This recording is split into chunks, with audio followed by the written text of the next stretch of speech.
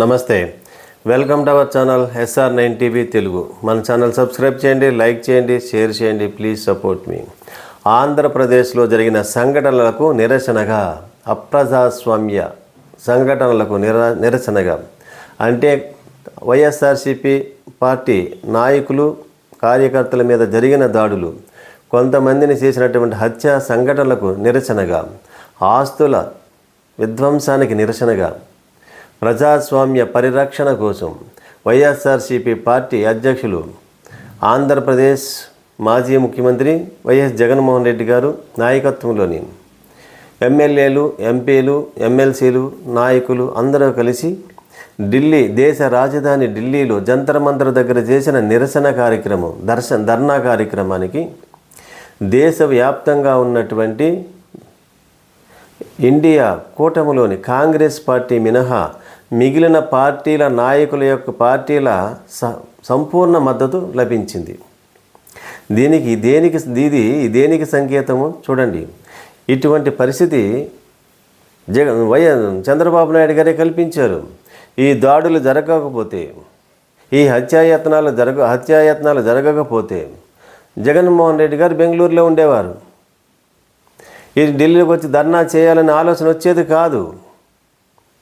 వరుస సంఘటనలు జరుగుతుంటే, తనను నమ్ముకున్నటువంటి పార్టీ కార్యకర్తల నాయకుల మీద దాడులు జరుగుతుంటే, వారికి సంబంధించినటువంటి ఆస్తులు ధ్వంసం అయిపోతుంటే ఆయన చూస్తూ ఉంటే పార్టీని నడపడం కష్టం. అందుకని ఏం చేయాలని ఆలోచించారు. చంద్రబాబు నాయుడు గారు ఇలా చేస్తారని ఆలోచించలేదేమో. అందుకని జగన్మోహన్ రెడ్డి గారి ఆలోచన విధానము డిఫరెంట్గా ఉంటుంది. ఎప్పుడూ కూడా ఆయన వ్యూహాలు ఎవరికి అర్థం కావు. ఏదో దురదృష్టవశాత్తు ఆయన ఓటమి చెందారే తప్ప ఆయన వ్యూహాలు ఎవరికి అర్థం కావు. అంత చిన్న వయసులోనే అంత ధైర్యము, అంత సాహసము, అంత తెలివి మరి ఇంకెవరికి ఉండవు.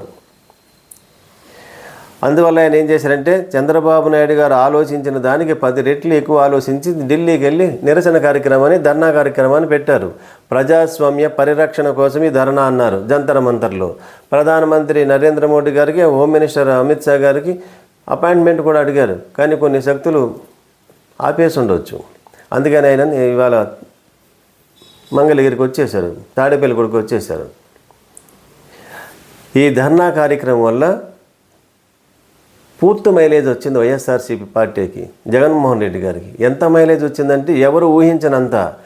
ఎందుకంటే మన ఎలక్షన్లు ఎంత ఘోర పరాజయం చెందింది వైఎస్ఆర్సీపీ. కేవలం 11 ఎమ్మెల్యే స్థానాలు, 4 ఎంపీ స్థానాలకు పరిమితమైన పార్టీ కోలుకుని ఇంత మైలేజ్ రావాలంటే చాలా కాలం పడుతుంది, చాలా సమయం పడుతుంది. కానీ ఆంధ్రప్రదేశ్లో జరిగిన సంఘటనల పుణ్యమా అని త్వరగా అతి తక్కువ సమయంలోనే జగన్మోహన్ రెడ్డి గారు జాతీయ నాయకుడిగా అవతరించాడు. నిన్న పార్టీల నాయకులు, మద్దతు ఇచ్చినటువంటి పార్టీల నాయకుల యొక్క స్పీచ్ని విన్నట్లయితే ఆ భావం కలుగుతుంది. మన ఆంధ్ర రాష్ట్రానికి మాత్రం డ్యామేజ్ జరిగింది. అది ఎంత డ్యామేజ్ అంటే చెప్పలేం, మాటల్లో చెప్పలేం. ఆంధ్రప్రదేశ్లో ఇంత అరాచకం జరుగుతుందా, ఇంత హింసాయుతమైనటువంటి పరిపాలన, అప్రజాస్వామిక పరిపాలన ఆంధ్రప్రదేశ్లో ఉందా అనే విషయం దేశవ్యాప్తంగా తెలిసింది. అటువంటి నమ్మకాన్ని దేశవ్యాప్తంగా జగన్మోహన్ రెడ్డి గారు కల్పించారు. అక్కడ ఆయన వీడియోల ద్వారా, ఫోటోల ద్వారా దేశవ్యాప్తంగా నేషనల్ మీడియా అంతా కవరేజ్ ఇచ్చేసింది.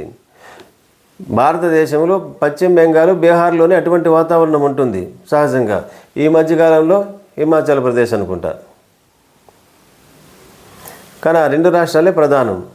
అటువంటి ఆ 2 రాష్ట్రాల సరసన మన ఆంధ్రప్రదేశ్ని దేశమంతా పెట్టేసింది. అంటే మన రాష్ట్రానికి ఎవరైనా ఇండస్ట్రీస్ పెట్టాలన్నా, వ్యాపారం చేయాలన్నా భవిష్యత్తులో కొద్దిగా కష్టంగానే కనిపిస్తుంది. ఆ జాతీయ మీడియా అంతా కవరేజ్ ఎప్పుడైతే చేసిందో అన్ని పార్టీల నాయకులు ఒక్కసారిగా జగన్మోహన్ రెడ్డి గారు పిలవగానే అంతమంది వచ్చి అంత మంచి స్పీచ్, అంత సపోర్ట్ ఎలా ఇచ్చారు. ఇండియా కూటమి ఏర్పడినప్పుడు వారంతా కూడా జగన్మోహన్ రెడ్డి గారిని ఇండియా కూటమిలో జాయిన్ అవ్వమని వాళ్ళు ఆహ్వానించారు. కానీ జగన్మోహన్ రెడ్డి గారు వెళ్ళలేదు. ఇండియా కూటమి ఎప్పుడు మీటింగ్ పెట్టినా, మోడీ గారికి వ్యతిరేకంగా ఎప్పుడు మీటింగ్ పెట్టినా ఆ మీటింగ్ ఎప్పుడు వెళ్ళలేదు. ఇండియా కూటమికి దూరంగా ఉన్నారు. అయినా కూడా ఒక్కసారిగా ఆయన ఎన్డీఏ కూటమి ప్రభుత్వానికి వ్యతిరేకంగా ధర్నా చేస్తున్న మీటింగ్కి పిలిచిందే తడువుగా అన్ని పార్టీల నాయకులు వచ్చి అంత సంపూర్ణ మద్దతు ఇచ్చారంటే దాని వెనక ఉన్నటువంటి అర్థము భావము మనం చూసినట్లయితే అర్థమవుతుంది.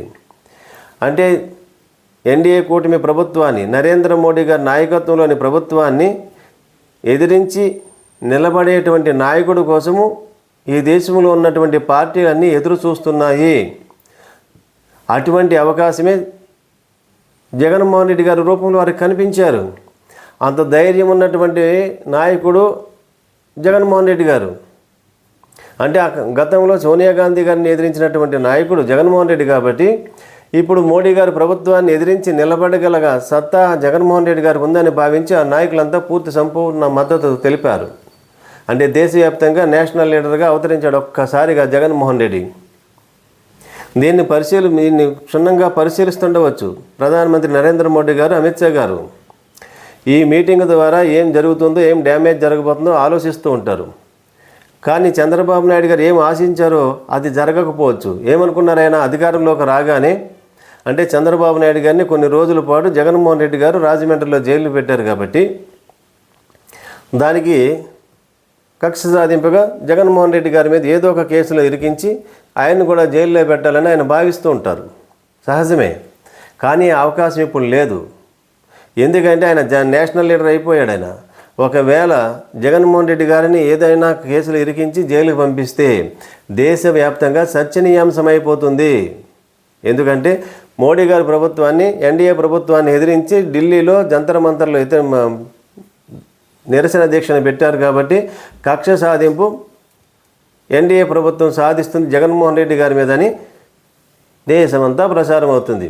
కాబట్టి ఎన్డీఏ ప్రభుత్వం, మోడీ గారు, అమిత్ షా గారు ఇప్పుడు అటువంటి చర్యలకు చంద్రబాబు నాయుడు గారికి బ్రేక్లు వేసేటువంటి అవకాశం ఉంది. వారి కోరిక నెరవేరే అవకాశాలు కొద్దిగా కష్టంగా కనిపిస్తున్నాయి.